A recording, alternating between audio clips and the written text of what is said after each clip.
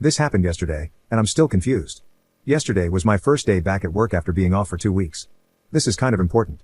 One of my coworkers, Claire, had gotten engaged the week before I left. When she announced it at work, we all did the typical congratulations and happy for you type of things. I thought it was over. So when I left for vacation, as far as I knew, no plans had been made. Then yesterday, when I returned to work, my boss Kelly and best friend Lisa said that Claire was looking for me. I asked what was up, and they weren't sure, but she was carrying a little gift bag. A few minutes later, Claire found me and asked how my vacation was. I was telling her about it, and she cut me off and said she had a very important question to ask. She handed me a little gift bag and asked if I would be her best man of honor for her wedding. I thanked her and told her that typically, this role would traditionally go to a close female friend or relative. She responded that there was nothing traditional about her wedding, so it was fine. I looked over at Lisa and Kelly, who were both trying not to laugh. I thanked her again, congratulated her, and told her that I wasn't interested in being part of her wedding party and would be happier being a guest in the audience. I swear, when I said this, we watched her entire demeanor change, and it was like a switch flipped. She went off, saying that I had to be in her wedding and that she didn't understand why I would say no. I told her that we'd only known each other a short time and that I had no interest in planning parties, dinners, or shopping trips. She told me I needed to think about it and said she would check back with me later. I told her to go for it, but my answer would be the same. She walked away, and I looked at Kelly and Lisa and asked, what in the ever-loving, fresh, creepy hell was that? Kelly started to laugh and said she didn't know, but that saying no like I did might have saved me a lot of headaches in the future. Lisa commented that Claire went straight to bridezilla mode and that this was a glimpse into what she was going to be like. Claire came back today, but she tried a different approach and handed me a list of what she wanted me to do in her vision of how she saw things. I asked her why she was giving me this, and she said that as her man of honor, these were my responsibilities. I told her again that I was not going to do any of this. She started up again, saying that she needed me to do this and how much fun it was going to be. Then she asked, haven't you ever wanted to be part of something special? I told her I already was. I'm a nurse. Enter Kelly, who sensed I needed help, and told Claire one of her patients needed her. I told Kelly that if this kept up, I might really need her help. She said she was already watching it and would step in if needed. What did I miss? We aren't that close. She just transferred to my unit from a different one 6 months ago. I had no idea who she was until then. Lisa is saying that she's close in age to me and might feel that alone is enough of a connection. Did I miss something? When we're asked, are we supposed to automatically gush and jump up and down in excitement? Why is saying no a bad thing? Update 1 day later. Hey everyone, first, I apologize. I never thought this was going to blow up as much as it did. I want all of you to know I read all of your responses and responded to as many as I could. Thank you all for your amazing insights and comments, many of which made me laugh, something I really needed. I've been sick, and it helped cheer me up. I had to meet with my lawyer today regarding family issues. My neighbor slash best friend slash coworker Lisa took me since I felt awful, and driving wasn't a good idea. We were talking about this on the way and we're both asking a lot of the same questions many of you were asking. The biggest one was about the circumstances of Claire's transfer. She went from med-surg 4 watts to the ER, which is a huge change. I have to work tomorrow, so we'll see what happens. But Lisa and I are going to ask Kelly about the transfer and bring up a couple of other concerns. After I got home from the meeting with my lawyer, I slept for the rest of the day. Many of you asked if Claire and I hang out outside of work. The answer is no. I really don't know anything about her. I've helped her a few times with patients and other work-related things, but our relationship is 100% work-related. That's why I was so surprised when she asked me to do this. I was shocked that she asked me to be her man of honor. I have a very small friend circle, and honestly, I like to keep it that way. I really have no interest in being part of this. I'm not a wedding person. After reading so many bridezilla stories and hearing about over-the-top weddings, they've become a huge turnoff for me. Spending tens of thousands to hundreds of thousands of dollars with insane, unrealistic demands that turn people against each other. Why? I'd rather use that money and time planning my next trip or vacation.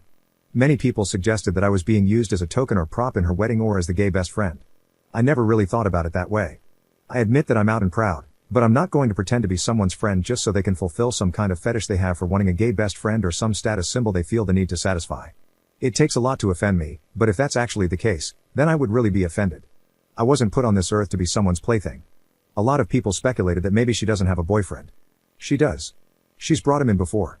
If she has any insecurities, I don't understand them. She's attractive, smart, and knows her stuff, so I'm at a loss as to why she's acting like this. Many people suggested going to HR. I'm starting that process with my boss Kelly. She's fully aware of the situation since she was with us when all this happened. She told me she's keeping an eye on things and will step in if I need her to. I trust her completely. While Kelly and HR can manage the situation within the hospital, they can't control it on a personal level if Claire were to, say, follow me home or something like that. So I think that covers it all. I wish I could say this is over, but most likely, there's more to come. Second update 2 days later. This intro is going to be long, but I'm telling you this for a reason, and later in this update, it will make sense. I'm hoping this will be the end of this whole situation. I was born into a family where I was referred to as an issue that needed to be dealt with. I lived in the shadow of my sister, who was the child my parents wanted. They only wanted one child, a girl, so dad would have his daddy's girl and mom her little princess. Then I came along. Keep in mind that I'm 23, so back then my parents had options but chose not to use them. Instead, my parents raised my sister, and I was raised by a nanny, who, even to this day, is one of the biggest influences in my life, and I am so grateful for her. She helped me through so much. I've realized, all these years later, that by being referred to as an issue that needed to be dealt with, my parents deprived me of my humanity, individuality, and self-worth. I think that's why I've worked so hard to establish myself in my career and life, as a way to reclaim my identity and not just be that issue that needed dealing with. This past Thursday, things came to a head with the bridezilla known as Claire, and the truth came out. My best friend Lisa has been sticking close to me when we worked together in case Claire started something. We weren't sure if she'd drop it or start up again. I was really hoping it was done. But she had to try once again. I've been sick, and I had a busy morning, so I just wanted a few minutes to go to the bathroom, grab a quick snack, and maybe breathe. Claire came up with her list and asked if I had a few minutes to talk about the wedding planning. I looked at her and told her again that I was not interested in being part of her wedding, I was not going to help in any way, and that she needed to drop the subject and leave me alone. Once again, she went on about how I was going to do this and how much fun it would be. So I asked, why in the ever-loving, fresh, creepy hell is it so important for me to be your man of honor? I'm not interested, and I'm not doing it. And, as many of you predicted, she was indeed planning on using me as a token or a plaything. She threw together all the messed up gay stereotypes that exist in society into one sentence. What modern liberal woman isn't going to have a gay bestie on her arm for special events?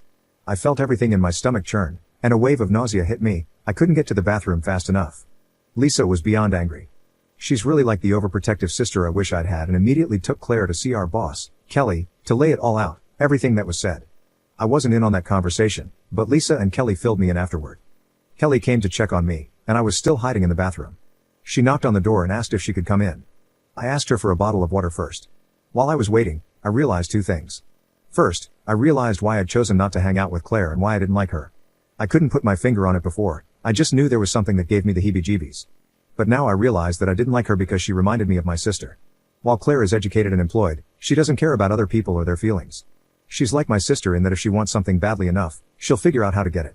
The second thing I realized was that she did to me exactly what my parents did. She completely dehumanized me, reducing me to an object or token for her purposes. I was just a plaything to her. What really gets me is that, just like my sister, Claire doesn't think she did anything wrong and believes I'm being too sensitive or a delicate snowflake. The next day, an emergency meeting was held at work, and Claire was suspended pending investigation. They're also considering a transfer for her. Kelly has requested that she be terminated, but the director of emergency nursing said that would be a last resort. She's looking into options, which could include transferring Claire to a different hospital or facility. This didn't sit well with me. I asked what would happen if she did the same thing to someone else. She didn't really give me an answer but said she still needs to look into a few things, so for now, Claire is suspended. Anyway, that's where things stand. I'm still pretty sick and had to work this weekend. I'll try to respond if I can. Thank you all for the amazing support. I'm going back to my lawyer to see if he can arrange for a cease and desist letter to make sure she doesn't contact me. Heading to bed now. Have a good night. Edit. I keep forgetting to thank my boyfriend. He has been with me through all of this, mostly in the background. At first, we were laughing about it, but when everything went down on Thursday, he was there for me. Lisa was able to get him away from his unit for a bit so I could have that reassuring it will be okay boyfriend hug. He stayed with me a couple of nights, helping me through being sick as well. So yeah, I'm very lucky to have such great support.